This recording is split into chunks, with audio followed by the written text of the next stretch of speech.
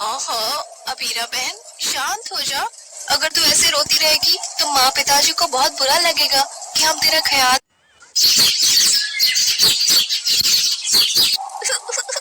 मामा, आप अभी छोड़कर क्यों चले गए? मुझे माँ के पास जाना है। पिताजी, माँ वापस आ जाओ। ओहो, अबीरा बहन शांत हो जा।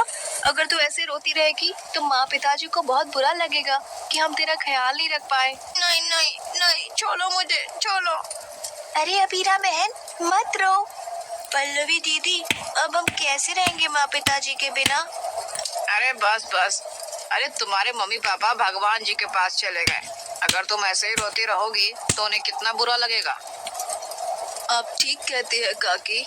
भगवान, अब छोटी छोटी बच्चियों का क्या होगा? ये तो अनाथ हो गई हैं। कैसे ख्याल रखेंगी अपना? ऊपर से करकराती ठंड, और खाना कैसे खाएंगी? देखो राजू भाई साहब, हम एक दो बार खिला सकते हैं, इनका ठेका थोड़ी लेंगे। अंतिम संस्कार की विधि के बाद पांचों बेटियां अपनी टूटी फूटी झोपड़ी में आ जाती हैं, जहां अपने माँ पिता की यादों को देखकर वो रोने लगती हैं। तुम सबको याद है ये जगह, चूल्हे वाली? माँ कैसे हमें खाने के लिए पुकारती थी। अरे मेरी प्यारी प्यारी बच्चियों, जल्दी आ जाओ। देखो मैंने खाना बना दिया है, गरम गरम आलू भुजिया और रोटी। अरे ये जवाब क्यों नहीं दे रही? अभी तो यही थी। अच्छा, छुप गई है मुझसे। अभी बुलाती हूँ। अबीरा, शीनू, मोनी, अंकिता, पल्लवी। ठीक है, बताओ। बताओ तुम सब। अकेले ही खाना खा लेती हूँ, सारी भुजिया खत्म कर दूंगी। तभी पांचों बेटियां बिस्तर के नीचे से उठकर बाहर आती हैं। नहीं नहीं नहीं नहीं नहीं नहीं, हम आ गए ना, हम साथ में खाएंगे। हमारी आलू भुजिया खत्म मत करना। बदमाशों, मुझे पता था तुम पांचों यही छुपी हुई हो। ये तो मेरे बुलाने का तरीका था। माँ माँ छोड़ो ना, कान दर्द हो रहा है। अच्छा, छोड़ दिया, अब खाना खाओ। अरे भाई, हम भी खाएंगे अपनी बेटियों के साथ। फिर सुरेखा अपनी पांचों बेटियों को हाथ से खाना खिलाती है। हाँ दीदी, मुझे याद है, लेकिन अब तो माँ पिताजी है ही नहीं, कैसे रहेंगे हम? चिंता मत करो, अब हम 5 अनाथ बहनों को ही एक दूसरे का सहारा बनना होगा।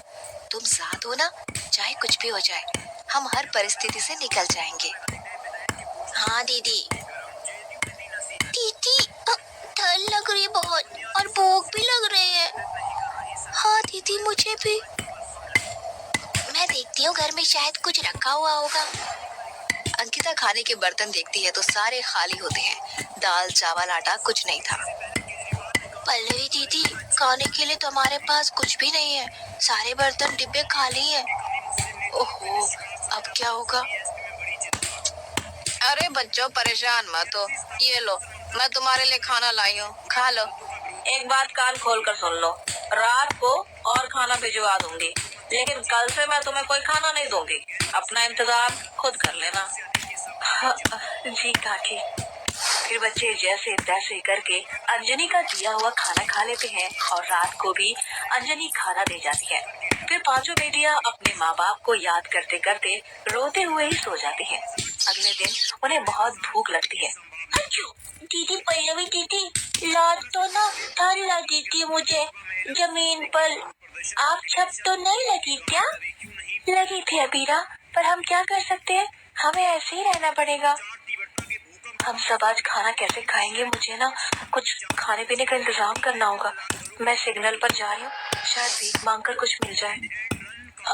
दीदी, मैं भी आपके साथ चलूंगी और तुम तीनों यहीं रहो।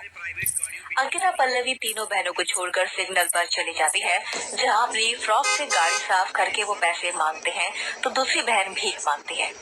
साहब, मेरी छोटी बहन को भूख लगी है, कुछ पैसे दे दीजिए। अरे भागो, पता नहीं कहाँ कहाँ से भीख मांगने आ जाते हैं। साहब, कुछ पैसे दे दीजिए, मेरी छोटी बहनों ने खाना नहीं खाया है। ये लो, गरीब कहीं के। वो आदमी 10 का नोट देकर चला जाता है।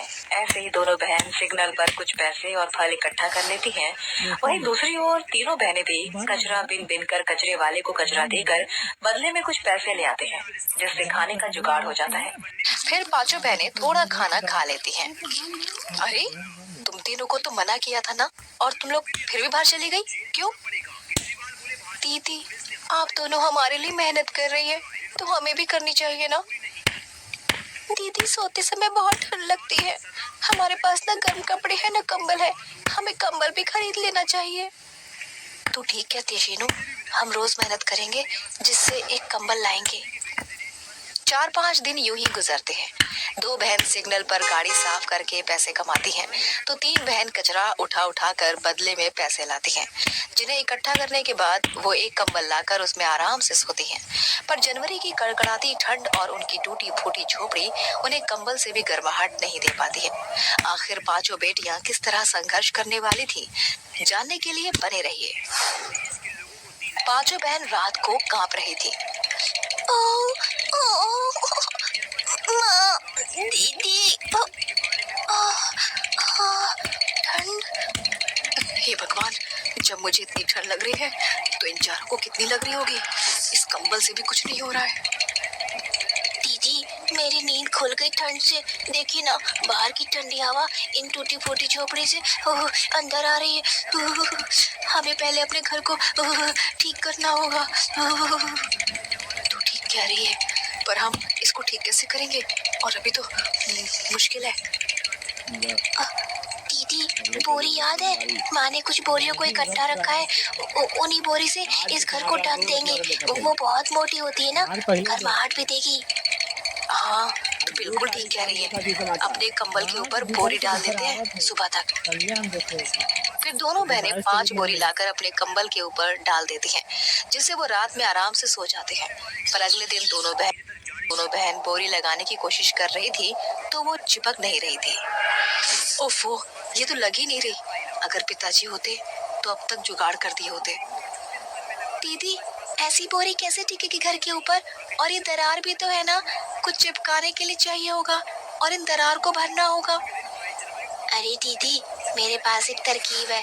गोबर और मिट्टी का घोल बनाकर इन दरार में भर देते हैं, बल्कि पूरे घर पर ही लगा देते हैं, जिससे मजबूत हो जाएगा। फिर बोरी चिपका देंगे। हाँ, ऐसा हो सकता है दीदी। तल लो, यही तल लो। तो लग जा काम पर, क्योंकि वैसे भी बहुत ठंड लग रही है।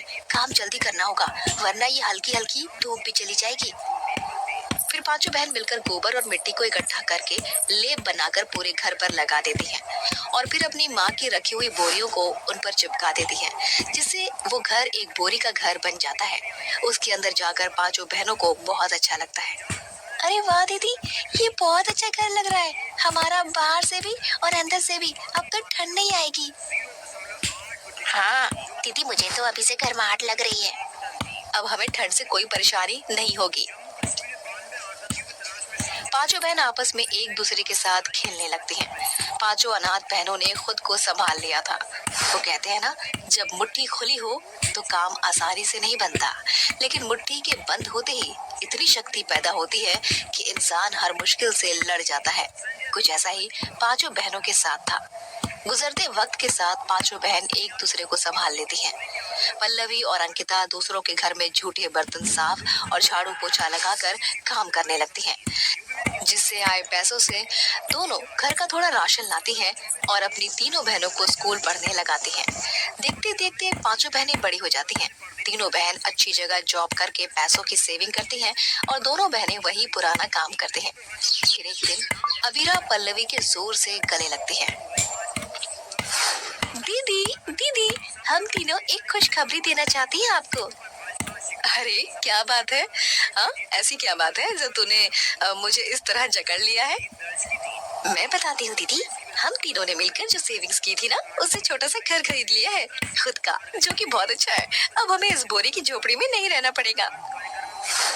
क्या सच कहा था ना, एक दिन तुम तीनों बहुत अच्छे मुकाम को हासिल करोगे। बहुत गर्व है मुझे तुम तीनों पर, और मुझे भी। पर दीदी, ये सब आपकी वजह से हुआ है, क्योंकि आप हमें पढ़ाने के लिए दूसरे घर में जाकर सर्दी हो, गर्मी हो, बारिश हो या तूफान हमेशा काम करती थी। लेकिन अब आप दोनों काम नहीं करेंगी, हम तीनों है ना। ठीक है, पर इस बोरी घर से हमारी बहुत यादें जुड़ी हुई हैं, जो हमेशा रहेंगी हमारे मन में। इस तरह पांचों अनाथ बहनें अपनी बोरी के घर से मजबूत घर में पहुंच जाते हैं, जो कि बचपन से लेकर बड़े होने तक के सफर में बहुत संघर्ष करते हैं। 2 बार अपने घर को बना